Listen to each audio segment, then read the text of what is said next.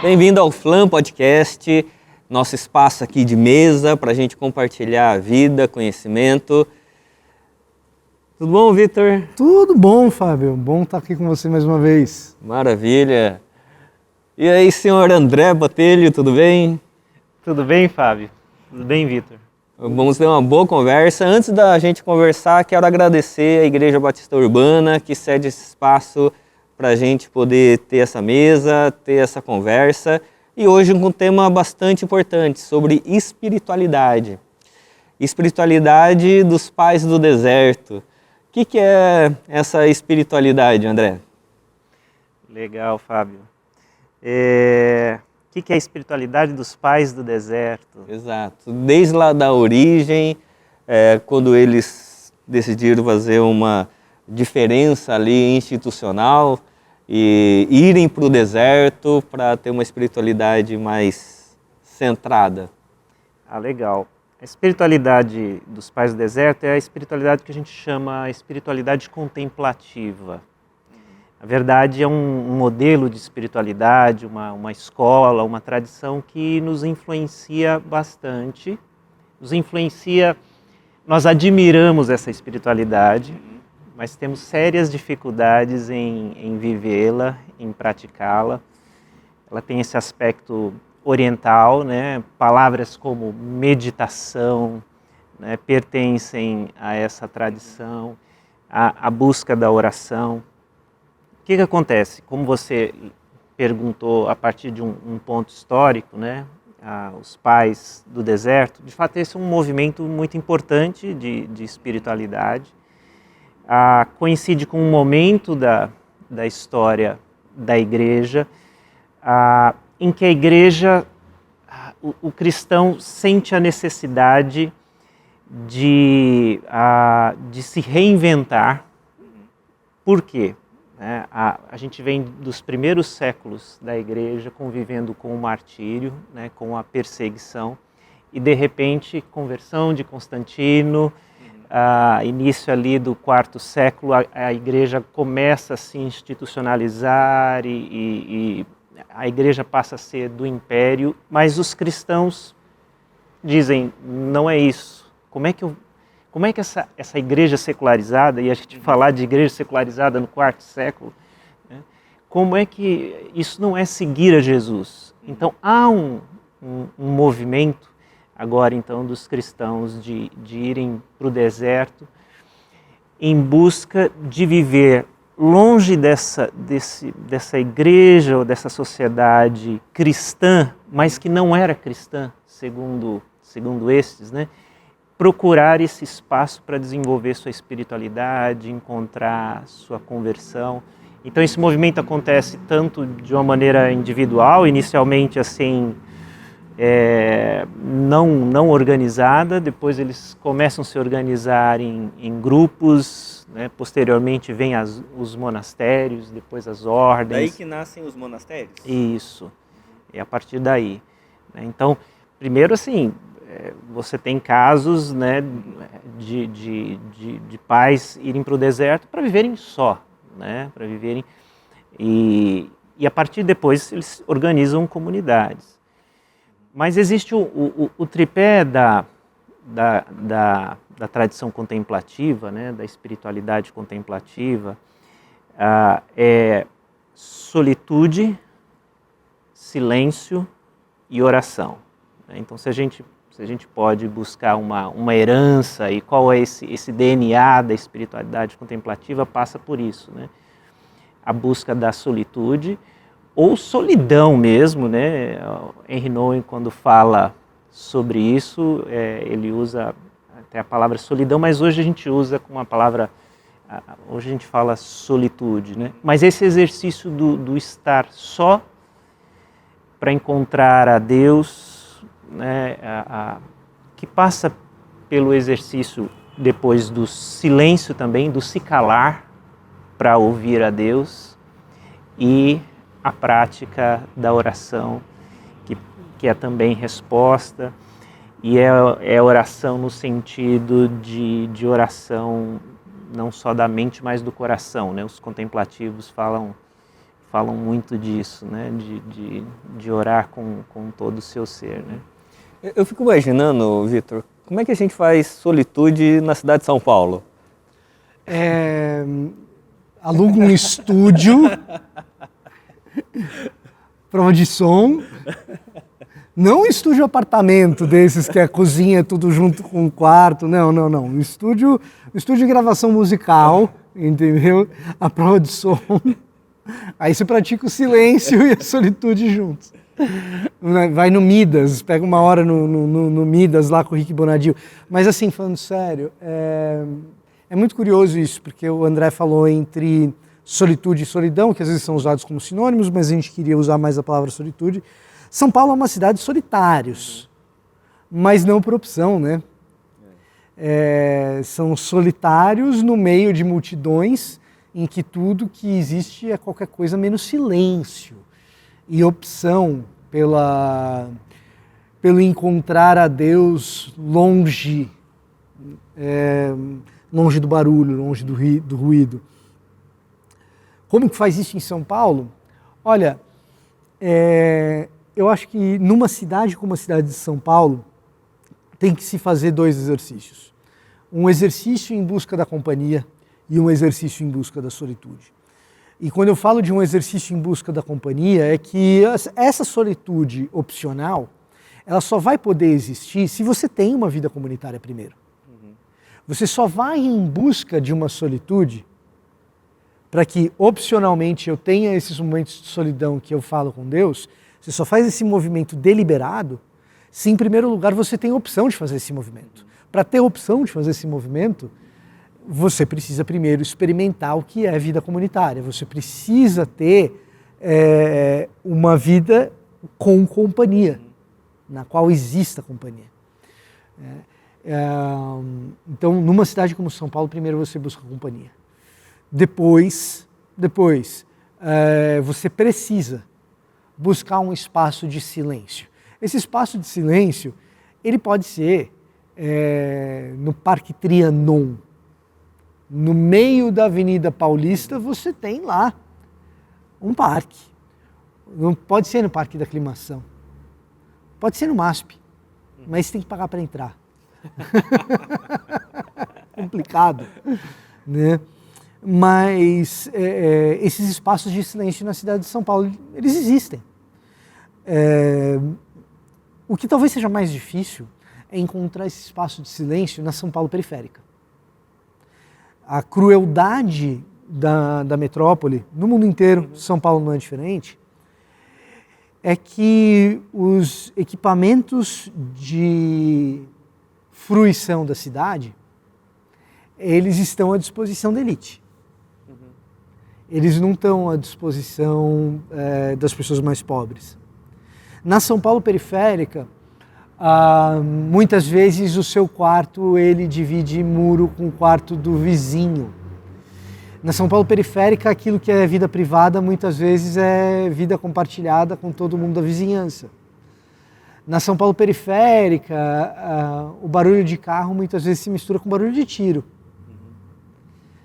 E aí você falar em silêncio me parece um privilégio de monge. E aí tem 2 aspectos, né, Vitor? Um, que eu acho importante a gente colocar de uma forma muito prática, como se encontra esse espaço de solitude, esse silêncio de uma forma real, e aí a gente pode falar um pouquinho do conceito de Shabbat, né, para isso. Mas eu acho que entra também a atitude de solitude e a atitude de silêncio. Acho que é o Peterson que vai falar que no contexto urbano, né, a oração ela é em meio ao tráfego, né? Ou seja, essa é a sua realidade, né? Essa é a realidade do movimento, da buzina, do estresse. E aí eu tento construir esse ambiente de silêncio interior, né? Mesmo tendo que lidar com o barulho exterior. Então a questão da atitude, e talvez só quando a gente faz o exercício real, né, do encontro com o silêncio, encontrar lugares bacanas para a gente fazer meditação, né, o nosso Shabat, é que a gente vai trazer para o ambiente urbano e barulhento a quietude interior que é esse exercício tão necessário. E isso é tão necessário que mesmo a pessoa que não busca espiritualidade, ela pratica em alguma medida. E nem sempre essa prática é saudável, mas ela precisa daquilo para fugir. Quem pega transporte público certamente já se deparou com essa situação. No metrô ou no ônibus, você entra no vagão ou você entra no ônibus e você encontra ali, quando o vagão não está superlotado, abarrotado de gente, mas simplesmente cheio, e você tem algumas pessoas em pé, os assentos todos ocupados, você tem ali 30 pessoas, você tem ali 25 pessoas, e cada uma delas está vivendo no seu próprio universo. E elas não estão nem no ônibus nem no metrô, elas estão em algum outro lugar. Sabe quando você tem essa sensação que você entrou no vagão do metrô e cada uma daquelas pessoas está em algum outro lugar, ela está em qualquer lugar, menos ali no metrô. Menos ali naquele vagão, menos ali naquele ônibus. É a senhora que está com a cabeça dela no filho, que ela não sabe se já voltou da escola ou não. É o rapaz que está com a cabeça nas demandas do dia seguinte do trabalho dele, que ele foi embora porque já estava muito tarde e não dava mais para esperar, mas ficou trabalho para fazer. É a moça que está pensando no trabalho da faculdade, mas eles estão em qualquer lugar, menos ali naquele vagão. O exercício ou a atitude de solitude, a atitude de quietude, elas envolvem uma intencionalidade nesses momentos de, se eu não estou no vagão, agora eu estou com Deus. Agora eu estou em oração. Agora eu estou vivendo um momento de intimidade com o Pai. Se está todo mundo aqui fora daqui, o meu fora daqui vai ser esse fora específico. E aí tem as questões práticas, que podem envolver um fone de ouvido? Podem. Aquele que anti-ruído, né? Pode. Né? Pode envolver um livro? Também. Mas o fato é que a megalópole, ela convida as pessoas ao transe. Não é por acaso que é no centro da megalópole que se acumulam as pessoas em transe pelos entorpecentes. A megalópole, ela te convida pelas questões econômicas, todo mundo buscar ali naquele lugar é mais barato, todo mundo buscar ali naquele lugar é de certa forma mais seguro, todo mundo buscar ali naquele lugar tem uma série de conveniências. Mas também é verdadeiro que a megalópole, com toda a sua loucura, ela te convida a querer sair. E esse estado de querer sair, nem sempre ele é alcançado simplesmente por uma mente sã entrando num ônibus ou entrando num vagão de metrô. Que tem muita gente trabalhadora e sã ali, que está com a cabeça nos filhos, que está com a cabeça na faculdade, que está com a cabeça no trabalho de amanhã. Mas muitas vezes o auxílio de um entorpecente ele é requisitado. A megalópole ela convida para isso. E aí ela vai convidar para o pino, ela vai convidar para o pó, para a erva ou para a pedra. E o que essas pessoas estão buscando é não estar ali. Tudo que elas estão querendo é não estar ali. Exato. Vou viajar. A expressão é essa, eu vou viajar. Né? Então, talvez E talvez até a fé, numa questão muito transcendental, também é uma fuga. Ah, mas não tenho dúvida. Eu não estou aqui a questionar a espiritualidade de ninguém. Mas a Rua Azusa, ela não ficava no interior do Idaho. Exato. O que eu Você quero... só precisa de um salto, né? Então, se Deus encontrou, levando em consideração a fé sincera dessas pessoas que passaram por um tipo de avivamento carismático, se Deus encontrou uma maneira de estar com essas pessoas na sua multiforme graça, por meio do êxtase, por que não? Fato é que na cidade, talvez esse êxtase seja mais necessário do que na vida tranquila do campo. Exato. Agora, essa sua fala me lembra muito o conceito de Heidegger sobre o Dasein, né? Que é você estar aqui, né? E o que, quando a gente fala sobre meditação, que tem muito a ver com esse conceito, a gente precisa definir um pouco o que é meditação, porque tem meditação oriental zen budista, por exemplo, né? Que é você entrar limpar sua mente de todas as coisas, entrar num transcendente. Quando a gente fala sobre meditação bíblica dos pais do deserto, como é que é esse exercício? Então, aí já está uma grande diferença, como você falou, né? Essa meditação, que é um limpar a mente, embora o exercício da concentração é importante, muita coisa dessa tradição oriental a gente precisa de fato aprender, porque a gente tem dificuldade de se aquietar, entendeu? A gente enfrenta sérias dificuldades com o silêncio, com conviver com o silêncio, que já são exercícios aí importantes, né? Eu, por exemplo, tenho uma mania esquisita, eu durmo com o ventilador ligado, mesmo no inverno, porque eu gosto do barulho. Entendeu? Isso é esquisito. É esquisito, mas já tem muita gente, se for no Spotify... É de família, o irmão dele dorme com o barulho do celular. Faz... De chuva, E lá na minha casa já todo mundo dorme de agora com o ventilador ligado, já pegou essa doença. Então, a gente lida com essa questão de que o silêncio incomoda, né? A quietude. Na liturgia, na igreja, se tem um momento de silêncio, todo mundo fica constrangido. Será que alguém devia estar falando alguma coisa? Toca uma música aí, pelo amor de Deus, né? A gente tem... E isso faz parte da questão da meditação. Mas o que é muito, muito importante é como essa meditação cristã, ela é relacionamento, né? Então, há uma voz que fala, e não é simplesmente a voz interior, né? Então, nós estamos em busca desse Deus que fala. A Escritura, a palavra, é um ponto fundamental para nós, né? Para a gente não se perder nessa meditação. Então, essa meditação tem a ver mais com o Salmo 1, então, Salmo 1. Tem muito a ver com o Salmo 1, uma referência dessa meditação, né, cristã, judaico-cristã, ou seja, ela parte da lei, né? Ela parte da palavra, e eu medito nela, e essa relação com Deus, essa relação com o Pai, ela surge. Então, isso é...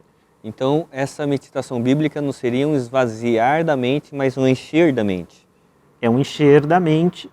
Há esse exercício do esvaziar, no sentido de que há uma concorrência aqui pela minha atenção o tempo todo, e eu preciso realmente, para criar espaço para a palavra, eu preciso fazer esse esvaziamento, né? Precisa fazer esse exercício que envolve concentração, que envolve... Por isso que é importante a solitude, o silêncio. Nós estamos cada vez mais pragmáticos em relação à nossa vida devocional. A gente quer uma coisa rápida, fácil, funcional, né? Por isso nós temos os devocionários, quer dizer, quem tem tempo para ler a Bíblia, entendeu? Eu quero uma coisa pronta, que encaixe no meu cotidiano, na minha rotina, que minha rotina já está pronta, já está estabelecida. Se Deus vai entrar nela, que arrume um horário propício. Mas isso você traz uma coisa muito importante, porque a gente, em igrejas, a gente está muito acostumado com estímulos estéticos. Luz, Cosméticos, quase. Cosméticos.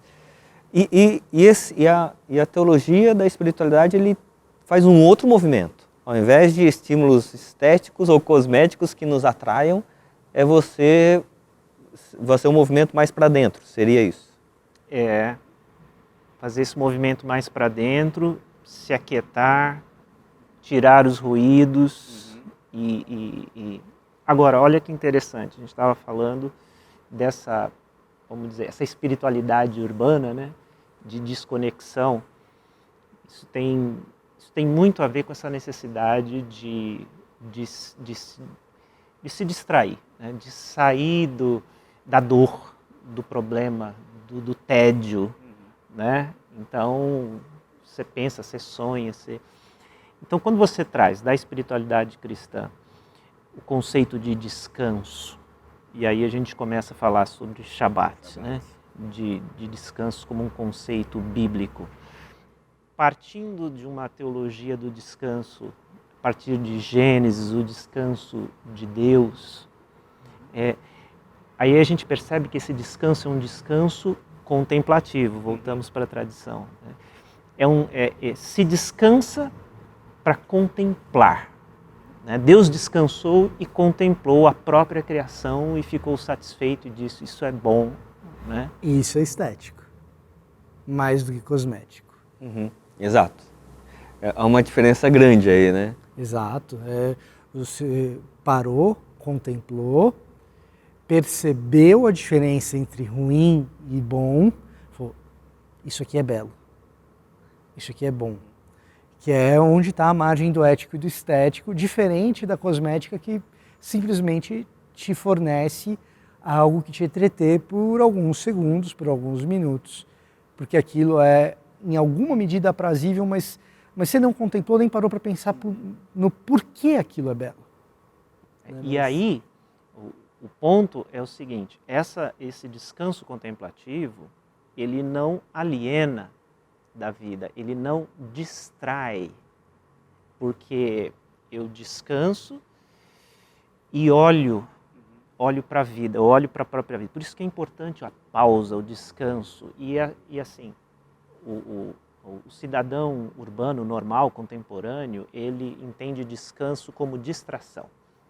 Então eu vou para o celular, eu vou para a TV, eu vou para o game, eu vou para qualquer coisa que me desconecte dessa realidade e me traga um pouquinho de paz. O descanso bíblico contemplativo não te desconecta da vida, muito pelo contrário, te faz parar e olhar para ela com objetividade na perspectiva do Criador enquanto criatura. Quer dizer, você descansa e contempla a própria vida, a própria obra, Deus que te deu os dons, e você acaba, o que eu estou fazendo com a minha vida? Será que eu estou numa correria, eu estou correndo atrás do vento? Então o descanso contemplativo me faz olhar para a minha própria vida, então ele não é alienante, muito pelo contrário, ele me prepara para uma segunda-feira mais consciente, né? O que eu preciso, o que eu quero. Para isso tem que... Não pode ter atenção dividida, né? Quando você fala em esvaziar para preencher, o mundo urbano tem todas essas divisões de atenção e tem mais uma coisa, né? O mundo digital. Sim. As múltiplas abas. Aquele teu navegador, porque provavelmente quem está nos assistindo agora deve estar. Um monte de aba aberta. Dificilmente está somente ouvindo o podcast. Dificilmente ele está tentando conciliar. Então é cada vez mais necessário. Estava brincando com o design do Heidegger.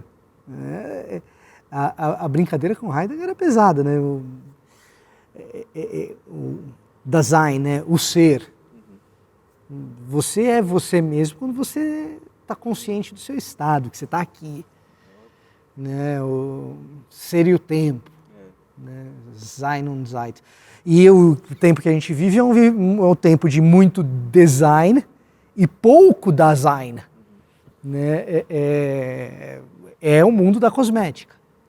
É um mundo que vai propiciar para a gente as abas precisamente por isso, para te entreter durante alguns minutos.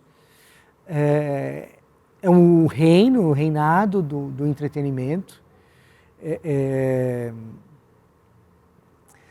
O Gabriel Pensador tem um verso muito interessante sobre isso, e nem era na época do mundo digital. Ele fala assim que a programação existe para manter você na frente da TV, que é para te entreter, que é para você não ver que o programado é você. Então, se a gente não pratica meditação, a gente roda no automático. O que o Gabriel Pensador tá brincando nessa letra, né? Se você não para e, entre aspas, esvazia, se você não medita, você está rodando no automático. E quando você está rodando no automático, quem foi que setou aquele automático? O Gabriel Pensador está dizendo, será que foi você mesmo? Ou será que alguma outra pessoa te programou para estar nesse automático aí? E nem tinha algoritmo na época do Gabriel Pensador. Agora tem Google, agora tem Facebook, tem Meta, tem algoritmo para isso, tem TikTok. E a pergunta que então a gente vai ter que se fazer desse ponto de vista da programação agora é não se quem programou fui eu mesmo, mas estou rodando no automático, quem rodou a programação para esse automático rodar foi Deus? Se a gente não para contemplar, para exercer escuta, esse automático vai estar sintonizado com alguma outra programação. Eu acho que tem uma questão, inclusive, neurológica, nessa questão da meditação. Porque hoje sabe que o cérebro das crianças, elas trabalham de uma maneira diferente com vários estímulos.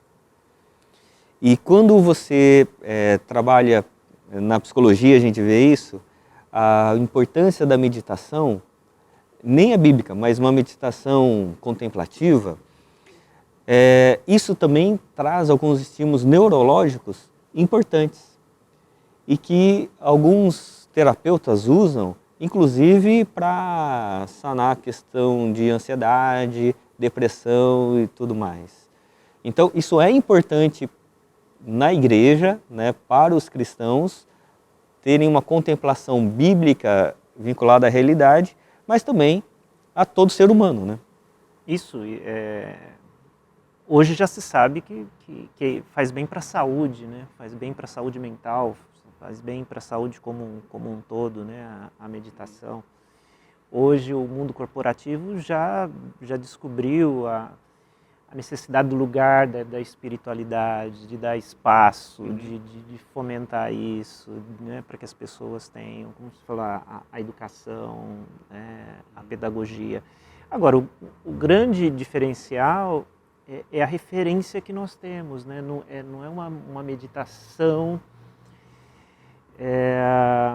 que nos deixa ao léu, assim, num mundo, num universo sem referência, né? Nós temos Cristo, nós temos a palavra e a meditação é esse mergulho. E você falou da psicologia, né? Da autoajuda. Hoje, né, essa questão do se conhecer, do entrar nesse mundo interior, se fala muito sobre isso. Mas, como cristãos, a gente tem uma referência que é a palavra, e a palavra como espelho. Quer dizer, sim, esse mergulho no nosso interior, ele é necessário. Mas quem vai me apresentar quem eu sou? E, segundo a tradição cristã, é a palavra que diz quem eu sou. Né? Esse autoconhecimento, eu não faço isso mergulhando aqui dentro, porque o coração é enganoso, entendeu? Essa tentativa de autoconhecimento, assim, né, por conta própria, pode me enganar, né? Então, usando a palavra, na busca do conhecimento de Deus, como Agostinho vai desenvolver, né, que eu vou descobrir quem eu sou. Né? E a palavra vai ser esse espelho, vai mostrar coisas que eu não quero ver. Né? E isso se descobre nessa meditação cristã, né? Permitindo que a palavra é aquilo. A gente vai para a Bíblia, eu gosto de usar essa ilustração, porque isso aconteceu comigo. A gente vai para a Bíblia pensando que é Davi, e na Bíblia a gente descobre que é Saul. Entendeu? Entendeu? Porque é ela quem vai dizer quem você é. Ela vai ler a gente. Ela né? vai ler a gente. Né? Então, esse referencial é importantíssimo. Se a gente entende que é o Espírito Santo, é o Espírito de Deus que nos guia nesse conhecimento de Deus e nesse autoconhecimento, a meditação ela é um instrumento para que isso aconteça. Algumas vezes, eu pensando sobre teologia espiritual, eu achava que era muito individualista. Assim, eu vou fazer uma solitude, jejum, oração. Eu sempre achava muito individualista. Até ler Richard Foster na Celebração das Disciplinas, né? Porque ele coloca que as disciplinas espirituais elas são divididas entre disciplinas individuais e disciplinas coletivas. Sim. Disciplinas individuais é solitude, oração, meditação, jejum. E as disciplinas coletivas, elas são serviço, né, adoração e tudo mais, né? É interessante isso porque apesar de parecer muitas vezes que a disciplina contemplativa ela é individualista, mas ela nos leva à coletividade, né? Sim, e é o que você falou, é só uma perspectiva errada, porque muitas das disciplinas elas são comunitárias ou assim como a oração do quarto, né, diante do seu pai que te vê em secreto, é uma disciplina espiritual, a oração coletiva, a oração junto com a comunidade é uma outra disciplina espiritual que exige muito de mim, porque eu vou orar junto com o meu irmão, isso que a gente faz no culto, numa reunião de oração, isso é uma disciplina espiritual. E é muito importante de falar isso, porque hoje, nessa era onde nós vivemos, né, do mundo digital, pós-pandemia, dos cultos online, as pessoas já não sabem mais, será que compensa ir à igreja? Se eu tenho acesso a isso, né, na live, né? E aí é o tempo da gente perguntar, bom, que experiências não podem ser transmitidas numa live? Por que estamos aqui? Né? E aí a gente vai trazendo essa conversa. Existem exercícios da espiritualidade que exigem comunhão, né? de estar de fato juntos, né? É aqui, né? Orando juntos, o louvor comunitário é uma disciplina espiritual. Né? O cantar, Dietrich Bonhoeffer, ele não gostava, ele defendia que o canto fosse até uníssono, para que de fato fosse comunitário. Né? Ele defendia isso, né? no sentido, nem divide em vozes, nem põe um cantor guia, não permita muitos floreios, né? Como é a tradição americana, né? Do canto, para que seja comunitário, para que você tenha essa sensação, cantamos juntos, louvamos juntos. Essa experiência você não tem em outro lugar. Lembrando que Bonhoeffer, ele pastoreou uma igreja de negros em Nova York, tá? Então, sugerir não dividir em vozes num contexto dele. Exatamente. Agora, até mesmo as disciplinas que a gente muitas vezes reputa por individuais ou pessoais, elas podem, e muitas vezes efetivamente são, quando bíblicas, um convite à experiência comunitária. Um dos melhores exemplos disso é o jejum, que você mencionou. Quando a gente coloca o jejum debaixo da lente da teologia sacerdotal, a gente vai enxergar um negócio muito curioso. Porque a teologia sacerdotal, quando eu falo teologia sacerdotal, estou falando aqui do intervalo entre o final de Êxodo e o começo de Números, né, que é a parte de Levítico, que vai dizer como é que os sacerdotes tinham que se portar, e que espiritualidade é aquela lá que está nesse trecho e tal, né? E a centralidade da teologia sacerdotal ali na Torá é a refeição que o sacerdote faria junto com Deus. Aquilo que o sacerdote come ele representa o povo, aquilo que o sacerdote queima é uma encenação de Deus comendo junto com o povo ali. Então, toda a espiritualidade sacerdotal gira em torno da refeição entre o povo e Deus. Quando você sabe isso, você tem que se questionar que atitude espiritual é essa de interromper o banquete, porque é isso que é o jejum. Interromper a refeição. Se toda a espiritualidade se dá em torno da mesa, do comer junto, da gente estar junto comendo, e nisso Deus está comendo com a gente, ou seja, existe harmonia entre a gente, existe harmonia entre nós e Deus e tal. Que prática espiritual é essa que interrompe a refeição? Jesus dá uma dica. Quando Jesus fala, por que vocês estão jejuando se eu já cheguei, se o noivo já está com vocês? Por que vocês estão de luto? Jejum é uma coisa que se faz quando não há motivo para celebrar, quando não tem motivo para banquete. Jejum é uma coisa que se faz na hora do lamento. E quando você jejua lamentando, você está lamentando por algo que está acontecendo, que acontece e não... O que é a lamentação? Lamentação é se deparar com a realidade como ela é e imaginar a realidade como ela deveria ser. E eu me deparei com uma realidade como ela é, e ela está muito distante do que deveria ser.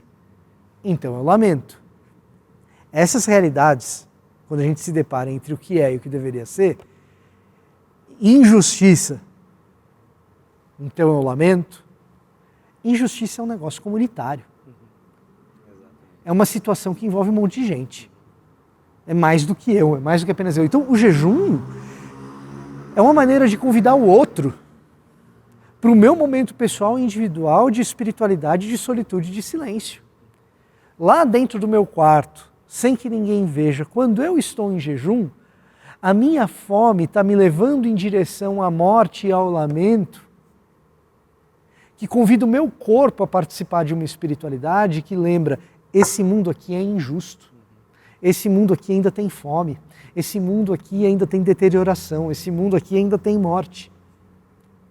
Por isso Zacarias, quando vai falar de jejum, ele, lá no capítulo 7, o Espírito diz a Zacarias, quando vocês estavam jejuando, era para mim mesmo que vocês estavam jejuando? Olha, tinha gente passando fome ali, e vocês estavam deixando passar fome. Então você tem Zacarias 7 falando a primeira metade sobre jejum, a segunda metade falando sobre a preocupação social. Você fala, qual é a conexão entre as duas coisas? A conexão entre as duas coisas é que a tua espiritualidade, você acabou de convidar o outro para o seu lamento, agora age em direção a esse outro. Né? Então, mesmo as práticas espirituais que são pessoais, que são individuais, dentro do contexto da espiritualidade bíblica, são momentos em que a comunidade é convidada a participar da tua solitude, enquanto você está solitário com Deus. A comunidade é convidada a participar da sua quietude, apenas com o barulho de clamor de injustiça dentro do seu coração. Muito legal, muito legal. E isso é muito interessante o que você traz, Vitor, porque a teologia ocidental ela foi muito mais cartesiana, cognitiva, né? E a meditação ela tem uma herança oriental. Sim. De que envolve todo o nosso corpo, né? Nesse convite que o Vitor está falando. Né? Então, nesse sentido, a teologia espiritual, ela tem uma questão cognitiva, que ela vai para a palavra como ponto inicial da meditação, mas ela vai transcender para toda a nossa existência. Né? Sim, com certeza. E uma coisa que o Vitor estava falando me fez lembrar um outro aspecto dessa disciplina individual que te joga novamente para as suas relações coletivas, né? Que é, por exemplo, a gente estava falando de jejum.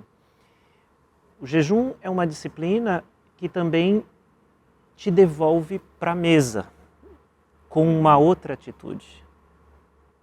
Qual atitude? A atitude da gratidão, a atitude de... Porque essa vida maluca que a gente vive do piloto automático, a gente já não para mais para tomar uma refeição consciente do que a gente está fazendo, do que está diante de nós, valorizando, de fato agradecendo a Deus. Né? Não, você come ali na correria. Uma das coisas que o jejum faz é te devolver, né, para a mesa com uma consciência do privilégio que é aquilo.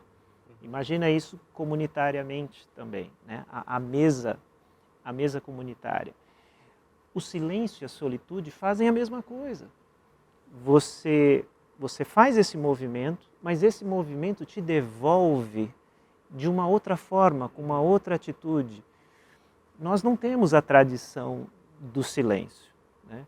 Já fiz poucos retiros. Uma vez eu fui para um convento católico, um monastério, e justamente no fim de semana que eu fui lá, eles estavam praticando, naquele dia, a disciplina do silêncio. Então o instrutor lá disse, olha, hoje você não pode falar com nenhum deles, você vai cruzar por eles aqui e tal. E eu fiquei, uau, a gente não vê isso, a gente não pratica, isso não faz parte da nossa rotina. Agora, o que um exercício do silêncio pode fazer conosco em relação a olhar como a gente se comunica, como a gente usa as palavras, como a gente fala com o outro, né? O silêncio te devolve ao diálogo com uma outra atitude. Eu falei de Bonhoeffer. Ele, depois de preso, e ali quando a gente lê Vida em Comunhão, que ele fala do privilégio da comunhão, quando você pensa na perspectiva de alguém que foi privado da comunhão, ele fala de comunhão de um outro jeito, sabe? E aí ele fala assim, entendam, comunhão é privilégio, nem sempre o cristão vai ter a comunhão. Então, quando vocês vivem a comunhão, entendam o privilégio que é isso, porque isso pode ser tirado de vocês. Então, assim, as disciplinas nos devolvem para o mundo com uma outra atitude.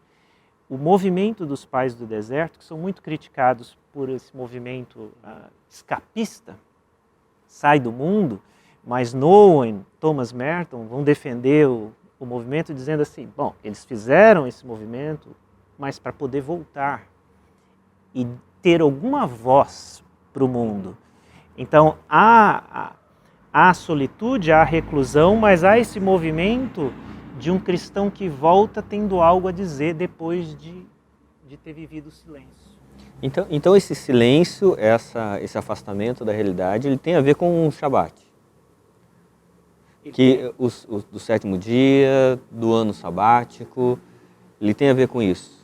Ou não? Tem a ver com isso, tem a ver com isso. Tem a ver, talvez, provavelmente, é a forma com que nós vamos poder encontrar a prática do silêncio, é o Shabat. É você encontrar o seu espaço de descanso, o seu espaço de silêncio, o seu espaço de solitude para contemplação, essa contemplação consciente, né, não alienante, e que isso vai te preparar para voltar, né, com uma outra atitude para a tua segunda-feira, seja ela o que ela te reservar. O mais curioso, Fábio, é que esse Shabat, que te prepara para uma segunda-feira, a gente às vezes imagina, e para muita gente eu penso que é assim, como uma espécie de marasmo que não vai dar em muita coisa. Não é produtivo, né? Não é produtivo, é aquela ideia de céu dos anjinhos tocando harpinha, né? E quando você posiciona o Shabat como o descanso que proporciona esse tipo de espiritualidade, você está fazendo um movimento teológico que é muito perigoso. Perigoso no bom sentido, né? Quando você fala perigoso para quem e por quê, né? Mas é perigoso no bom sentido, porque o clímax do Shabat, o ponto alto do Shabat, o Shabat dos Shabats, ele não é uma rede muito grande para dormir nela. Ele é o ano agradável do Senhor.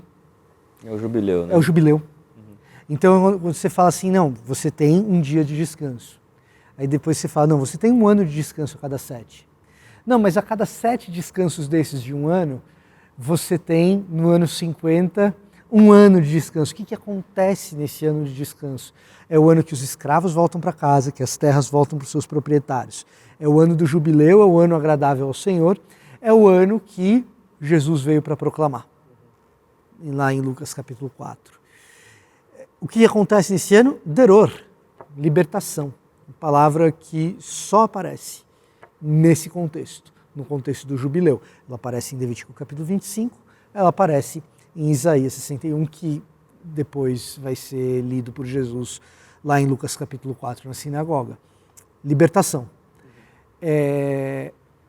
Quando a gente exercita de fato espiritualidade real, em contexto de descanso e escuta a Deus, o resultado disso é o agir libertador de Deus, não apenas em relação a mim,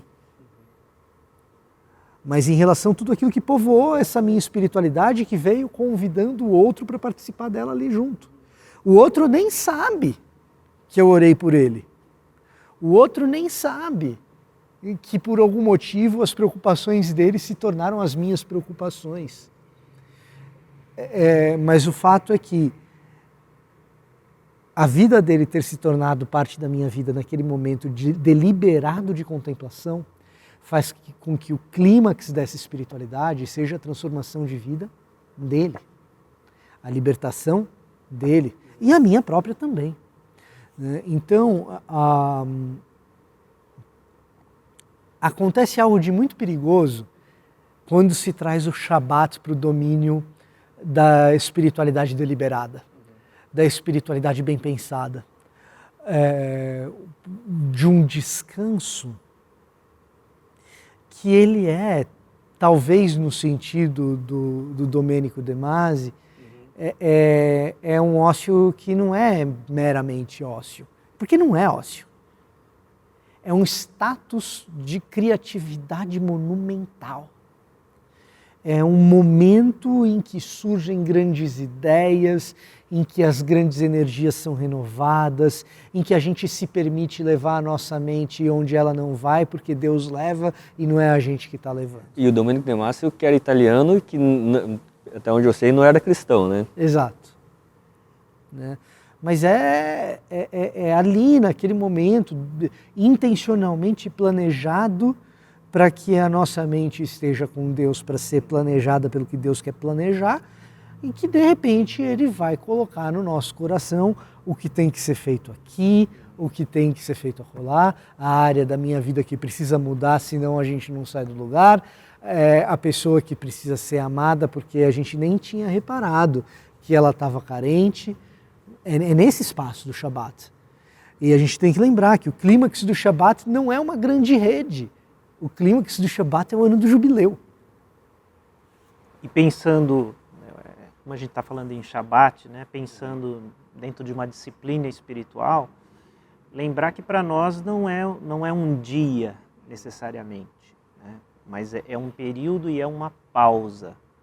Então é possível se pensar, como ele falou, né, um Shabat na semana, num Shabat no mês ou no ano, e aí você tem uma proporção, né, é um retiro, mas dentro do seu dia é necessário ter Shabats também.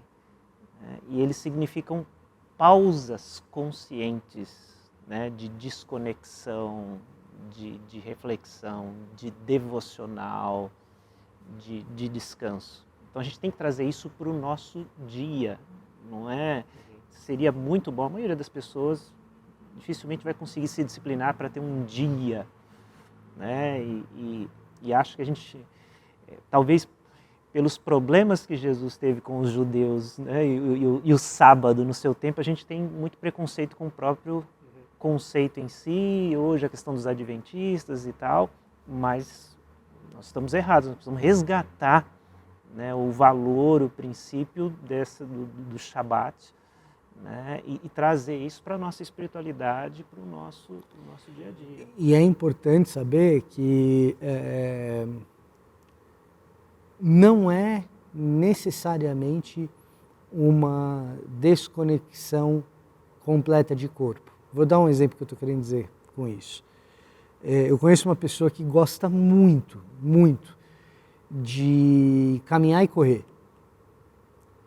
Gosta de caminhar, gosta de correr e não passa um dia sem fazer isso. Essa pessoa, eu estava conversando com ela recentemente, ele falou para mim, eu não levo mais o fone de ouvido para fazer caminhada e corrida, porque eu estava sempre ouvindo um podcast, sempre escutando uma música e o meu momento de caminhada, mais do que o de corrida, se tornou o meu momento de contemplação e conversa com Deus. Então ele está caminhando. Ele não foi sentar de perna cruzada debaixo de uma cachoeira. Embora isso possa ser legal também. Possa ser também. Né? Mas é que o clichê nos leva muitas vezes para esse lugar, né? Cruza a perna debaixo de uma cachoeira. E se morar lá no campus do JV é mais fácil, né? É mais fácil. Né? Mas o espaço dele, de fazer a mente dele ir para esse lugar de descanso, era o momento que ele parava de correr e começava a caminhar. E aí a caminhada de 30 minutos, e enquanto ele está caminhando, ele está orando, enquanto ele está caminhando, ele está lembrando das pessoas pelas quais ele tem que orar, enquanto ele está caminhando, ele está permitindo que Deus fale. Então, não necessariamente é um estado de completo torpor. Exatamente. Eu vou orar. Você não sabe, Vitor, eu durmo. Bom, se você estiver orando enquanto você caminha, dificilmente você vai dormir. Mas sabe que eu e minha esposa, a gente pratica corrida.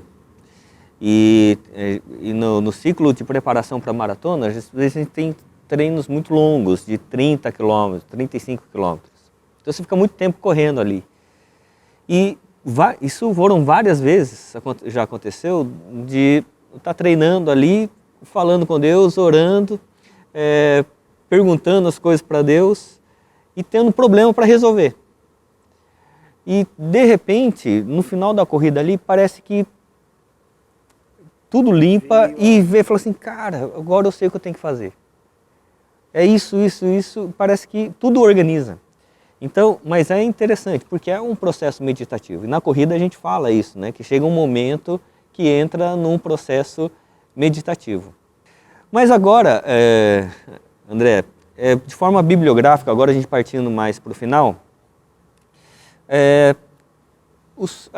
essa espiritualidade, essa teologia da espiritualidade, ela praticamente é nova, porque ela foi sendo redescoberta, né? E tiveram alguns autores importantes nessa redescoberta da teologia da espiritualidade. Quem foi? Então, bom, primeiro eu gosto muito do Richard Foster.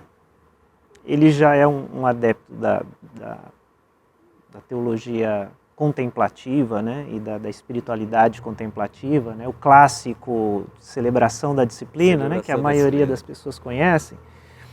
Mas eu acho que as pessoas precisam conhecer uma obra dele um pouco mais contemporânea, que é o Rios de Água Viva, onde ele faz a apresentação das tradições de espiritualidade, né, que daria um outro podcast. Porque então já está convidado. Porque a gente falou de uma delas, que é a tradição contemplativa, mas ele fala que existem 6 tradições de espiritualidade cristã, né, que é a contemplativa, a tradição de santidade, a tradição carismática, né, pentecostal, a tradição evangelical, a tradição de justiça social e a tradição sacramental, né? E e assim, eu considero um recurso didático porque ele não se propõe a ensinar, mas sim a olhar para a história, olhar para as tradições, olhar para como a igreja, nos seus diferentes movimentos, conseguiu responder com espiritualidade, e são cores, né, muito diferentes. Ele usa essa expressão Rios de Água Viva porque ele vai remontar um rio que nasce em Jesus Cristo, que é essa fonte, mas que vai se tornando, né, outros rios, né, que vão sendo apresentados para nós ao longo da história. E a tradição contemplativa é um destes rios, uma dessas fontes, né, de espiritualidade riquíssima. Né? E aí o Foster é uma referência. Henry Nouwen, ele tem um livro, O Caminho do Coração, que é uma boa introdução à espiritualidade contemplativa. E ele vai fazer a lição de casa para a gente, que é a pesquisa dessa espiritualidade que se resume em solitude, silêncio e oração, e faz um diálogo com o ministério contemporâneo, com a vida de hoje, os desafios de hoje. Né? Então, isso já, só esse, que não é um livro, um pequeno livro, já ajuda bastante a gente conhecer essa tradição. E você tem Thomas Merton, você tem vários outros que vão também resgatar, né, essa tradição contemplativa. Autores brasileiros, tem algum? Então, olha, foi bom você perguntar, porque eu estou cada vez mais apaixonado pelo material do Ricardo Barbosa. E assim, que referência Janelas da Alma. Que referência nós temos? Caminho do Coração, Janelas da Alma, as coisas mais atuais que ele tem escrito. Pensamentos transformados, emoções sentimentos. Exatamente. O Ricardo, ele é diferenciado. Eu refiz um curso dele recentemente, e uma coisa muito importante, ele de fato vai beber nessas fontes e nessas tradições, que muitas vezes a gente cita ou tem contato, mas distante, né? O Ricardo realmente ele tem ele lê a patrística, ele traz isso, ele traduz essa tradição cristã que às vezes ficou um pouco distante da gente. Então é uma referência que a gente precisa trazer, uma referência nacional, né, nossa, e que a gente precisa retomar. Ele tem aquele jeitinho contemplativo de ensinar, né? Só de conversar com ele você fica mais calmo. Mas é muito, muito bom, muito legal. Obrigado, André. Muito bom esse papo. A gente vai ter que dar continuidade vendo sobre as 6 tradições aí da espiritualidade. Obrigado, Vitor. Sou eu quem agradece. Maravilha. E se você quiser ter mais aulas aí com o André, sabendo e mergulhando na espiritualidade, venha para a FLAM. André, nosso professor, todos os alunos que entram agora na graduação, seja no EAD ou no presencial, uma das primeiras matérias é com o André, nessa perspectiva de como que uma teologia do saber, que é a faculdade, né, a teologia do saber, mas também adensa ao coração. Né? Então é isso. Considerações finais, onde o pessoal te encontra, você é pastor em qual igreja? Convida o pessoal para colar lá com você. Legal, Ito. Então, sou professor da FLAM, vocês me encontram na FLAM, mas a gente trabalha lá na Missão Jovens da Verdade, né, no campus, eu e a Raquel, minha esposa, na coordenação de acampamentos, né, dos eventos do JV. Eu sou pastor presbiteriano da Igreja Presbiteriana em Arujá, né, e o pessoal nos encontra aí. Maravilha, obrigado e até o próximo episódio aí do FLAM Podcast.